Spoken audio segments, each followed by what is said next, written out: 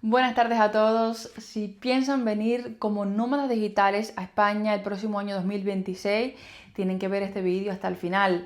Pero antes de continuar, me presento. Mi nombre es Lorena Puebla Hernández. Soy abogada en Madrid y en el vídeo de hoy, precisamente como cada final de año, quiero actualizarlos sobre las novedades que hemos tenido sobre esta autorización de residencia, la de nómadas digitales durante el año 2025 para que puedan hacer su planificación migratoria de cara al año 2026.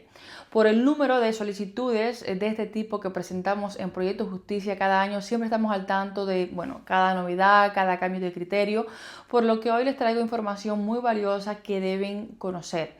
Además, quiero hablarles muy rápidamente de algunos casos singulares que pienso que pueden ayudar a ilustrar a aquellos que creen que no cumplen con los requisitos para ser nómadas digitales en España. Así que creo que va a ser un vídeo bastante interesante. Intentaré que no sea muy largo para que puedan verlo hasta el final y se queden con toda la información. Recuerden, antes que nada, que bajo esta modalidad migratoria podrán tener 3 años de residencia en España y que podrán incluir a sus familiares directos como cónyuges, la pareja registrada, la pareja estable no registrada, los hijos menores de edad y los mayores de edad y también, incluso a tus padres, siempre que podamos demostrar que están a nuestro cargo. Seguimos recomendando que viajen como turistas a España y hagan la presentación directamente en la unidad de grandes empresas. El proceso se resuelve y se sigue resolviendo muy rápido, más o menos entre 20 y 30 días, y la regla general, es que nos den 3 años de residencia salvo casos excepcionales, tanto a nosotros, es decir, estos 3 años sería tanto a nosotros como nómadas, como a nuestros familiares, y encima a nuestros familiares mayores de edad o en edad laboral también les van a dar autorización de trabajo sin límites en España, es decir, para trabajar tanto por cuenta ajena como por cuenta propia. La unidad de grandes empresas solo se encuentra en Madrid, así que independientemente de dónde vayan a vivir en el territorio español, debemos presentar su proceso aquí en Madrid. Todo se hace de forma telemática, con la firma digital, en este caso con la del abogado o abogada representante. La residencia como nómada digital en España, sí, me imagino que ya lo sabrán o si no ya se los digo yo, se basa principalmente o en tener un contrato de trabajo con una empresa internacional o en que seamos freelance o autónomos y que tengamos clientes internacionales, o que por lo contrario, seamos nosotros mismos propietarios de una empresa que no se encuentra en el territorio español. Obviamente, dependiendo del supuesto donde nos encontremos, seamos trabajadores, freelance o propietarios de empresas, pues la documentación que debemos aportar al expediente va a variar mucho. Por eso, cada caso debemos analizarlo de una forma completamente individual. En estos vídeos lo que intentamos es darles una visión general del proceso. El primer punto fundamental es demostrar nuestros ingresos. ¿Cuánto nos piden a día de hoy para poder solicitar esta autorización de residencia? 33.152 euros brutos anuales o 2.762 euros mensuales por el nómada. Luego 12.432 euros anuales adicionales por el primer acompañante, lo que sería unos 1.036 euros mensuales adicionales, y 4.144 anuales por cada miembro adicional que queramos incluir, o 345 euros mensuales. Claro está que no tiene por qué ser en euros, de hecho casi nadie lo tiene en euros, debe ser en el equivalente en la moneda extranjera en la que nosotros cobremos por nuestro trabajo. No hace falta que cobremos mensualmente los importes, por eso yo lo digo anual y mensual, siempre y cuando acreditemos que anualmente vamos a llegar a lo que se nos está requiriendo para solicitar la autorización. Tenemos que tener en cuenta que estos importes que les acabo de mencionar se basan en el salario mínimo interprofesional que rige en España en el momento de la solicitud. Así que si en el momento que estás viendo este vídeo el salario mínimo interprofesional en España ha variado, pues este importe no será exactamente el mismo, pero será más o menos aproximado. Aunque he de decirles que no deben alarmarse en exceso si no llegan a los importes tal cual, ya que en gran parte de los expedientes hemos podido completar las cantidades que quedan con ahorros. Estos ingresos los acreditaremos, como se podrán imaginar, a través de nóminas, facturas, certificados bancarios, con los ingresos evidentemente que nos hace la empresa o los clientes, entre otros ejemplos. En cuanto a la relación laboral, si somos empleados o freelance con clientes, que tenemos clientes por todo el mundo, nos pedirán acreditar al menos 3 meses de antigüedad a la fecha de solicitud. Esto es fácilmente acreditable con el contrato, ya sea como trabajador por cuenta ajena o con el contrato mercantil. No obstante, tenemos que probar que la empresa, es decir, ya sea la empresa cliente si somos freelance o la empresa con la que trabajamos si somos trabajadores por cuenta ajena, tiene al menos un año de actividad. Pues esto último lo vamos a probar normalmente con el registro mercantil de constitución de dicha empresa o documento equivalente. Hemos presentado otros documentos en el caso de que no se pueda conseguir el certificado del registro mercantil.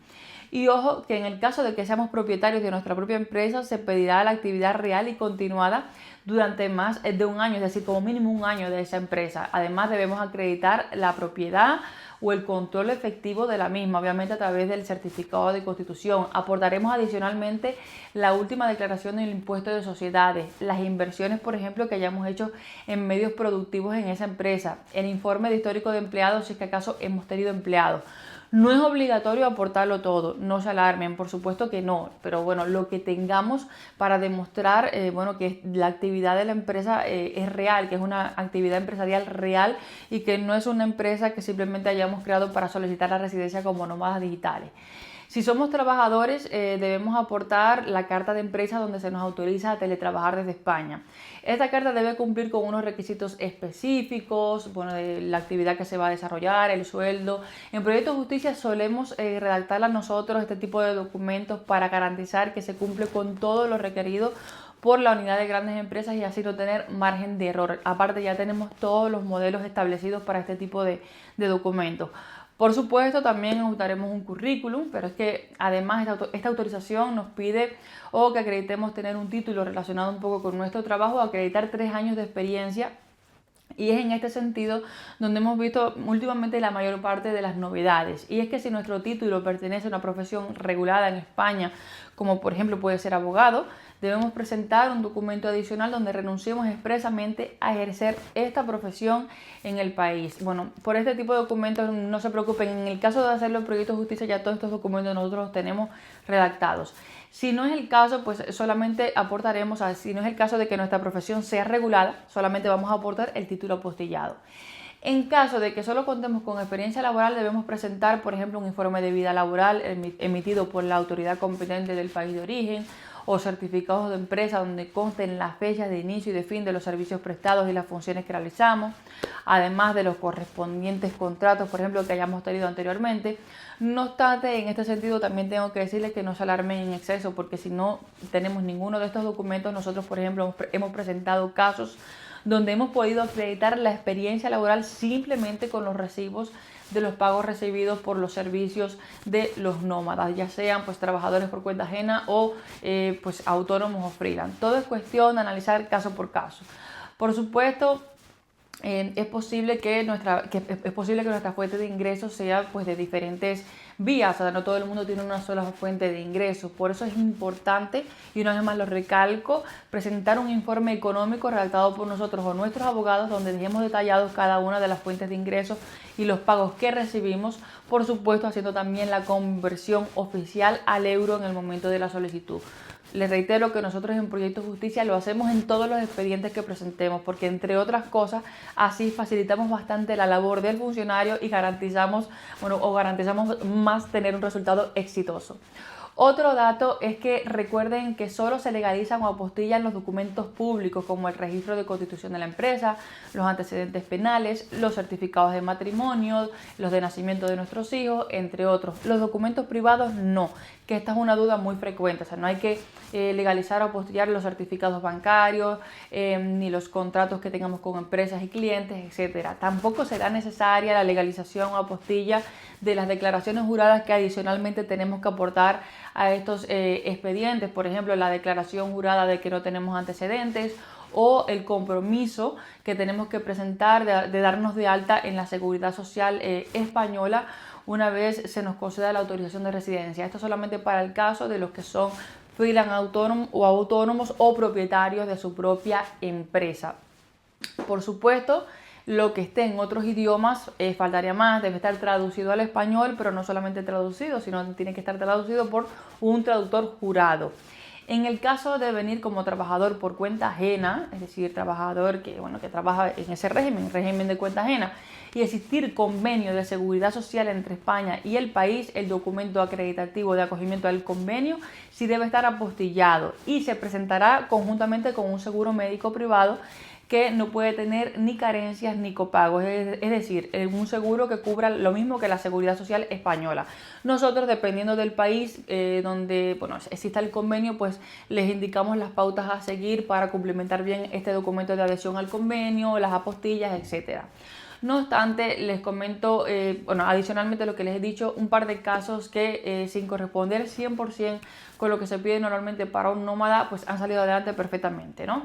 El primero de todos fue un autónomo, que es creador de contenido para Meta, o influencer, como muchos dirían, ¿no? Es decir, su contenido se visualiza tanto en Facebook como en Instagram. Sus ingresos venían directamente de Meta. Entonces, sé que hay muchos creadores de contenidos, influencers que nos ven. Entonces, ¿qué se aporta en ese caso? Mira, aportamos el certificado de registro como persona física en su país de residencia, en el cual se encontraba pues en el supuesto de creador de contenido. Ese registro en ese epígrafe ya hacía más de un año.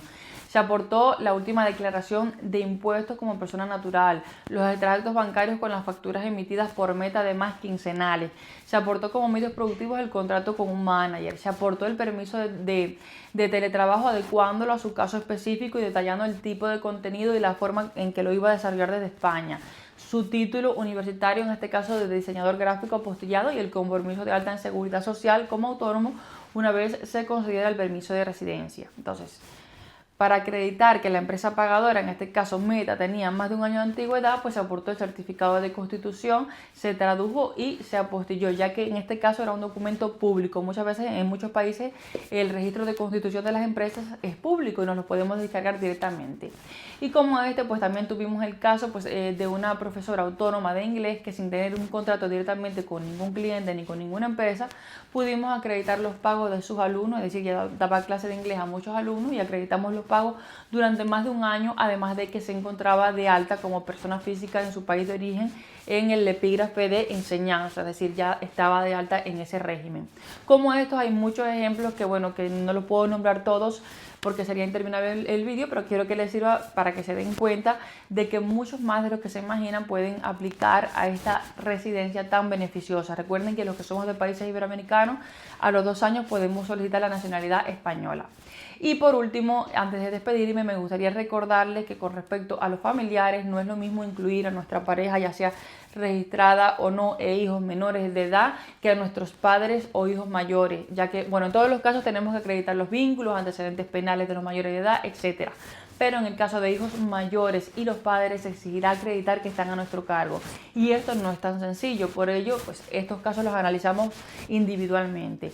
Recuerden que si tienen dudas con respecto a la parte fiscal y tributaria también de la residencia como nómada digital, que es importante, sobre todo de cara a 2026, en Proyecto Justicia tenemos el departamento específico para ello, por si necesitan información específica sobre esto. De todas formas, recuerden que tenemos un grupo en Telegram que se llama Emigrantes, donde pueden dejar también sus dudas. Ahí estamos los abogados de Proyecto Justicia y la comunidad. Y también, por supuesto, me pueden dejar sus dudas en los comentarios e intentaré responderlas en la medida de lo posible. Como siempre, espero que la información les haya sido útil. La residencia nómada es muy extensa, tiene muchos supuestos, pero espero haberles dado esa visión general del proceso y que, por lo menos, más o menos se hagan una idea de cómo sería. Les deseo un excelente comienzo de semana. Volveré pronto y con más. Hasta luego.